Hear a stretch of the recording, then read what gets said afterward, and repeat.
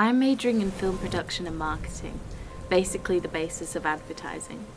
I fell in love with the art of film when I was 12 years old and watched Eternal Sunshine of the Spotless Mind for the first time.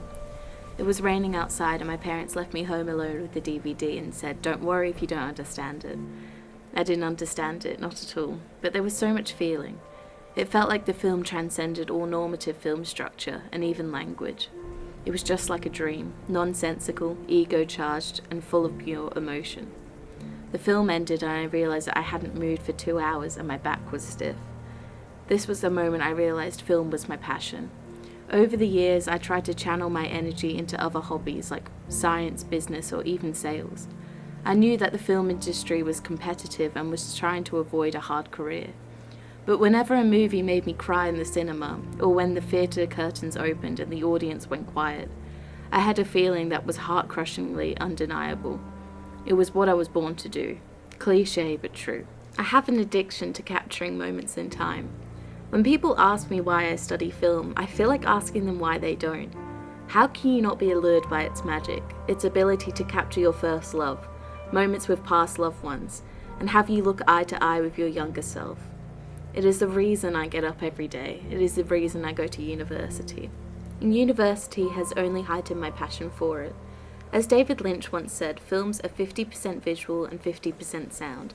Sometimes sound even overplays the visual.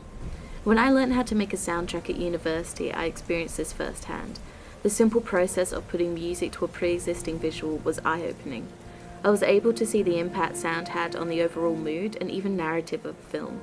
Being part of the creative process in this way made me feel as though I was making 12-year-old Charlotte proud.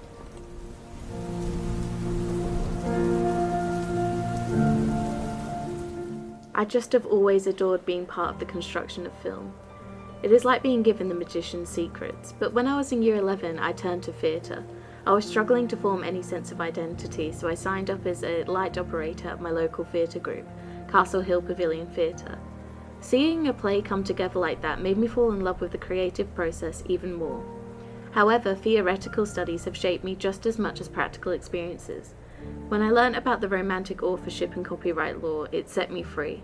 By that I mean it allowed me to be creative and actually create things, instead of being locked up by the idea that everything I produced had to be entirely original and mind-blowing. As Charlie Kaufman once stated, "Expose your wound and it will be universal." By this, Kaufman meant that the only real meaning one can derive is from their own subconscious, and if one is to focus on originality as their primary goal, it will inevitably be shallow. Philosophy has allowed me to understand what my inner truth really is, and what I should be sharing according to Kaufman.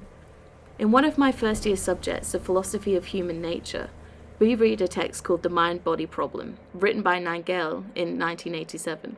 The text outlined the idea that we have no grasp on reality, as it's all fed through our own sensory abilities, which are pretty limited. This text allowed me to see the world through a different perspective and has inspired a lot of concepts in my work. So now we come to today. I've grown up watching Charlie Kaufman films such as Eternal Sunshine of the Spotless Mind and Being John Malkovich. Films like these have enlightened my path and allowed me to find my passion. I hope to explore my skills in both theatre and film and create a prolific range of work that will record my life journey and reflect my philosophical beliefs.